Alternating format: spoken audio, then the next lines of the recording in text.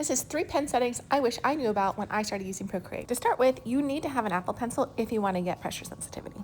If you're able to use pressure and sensitivity, you can do stuff like this where I'm pressing down lightly and then I can press down hard to make it thicker. Now, if you're doing this and it's not really easy for you to go between, like you're struggling and making lines like that, there's a setting you can change. That's up here with the wrench. And then you go to Preferences and choose Pressure and Smoothing. Now, originally this was a straight line, but I needed to adjust this and this here so that it was a little bit more smooth for how I draw.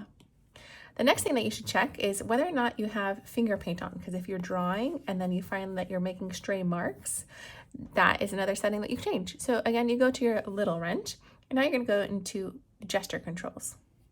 You're going to turn off enable painting with finger. And now, no matter how much I smudge on my thing, no stray marks will be made. And then finally, I personally like that I can double tap to erase, but not everybody does. A lot of people are constantly accidentally pressing that.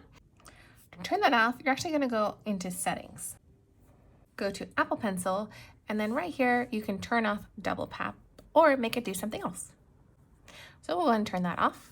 Now, when we go back to Procreate and we're drawing, no matter how much I double tap, it does not switch to the eraser. Subscribe for more simple tips.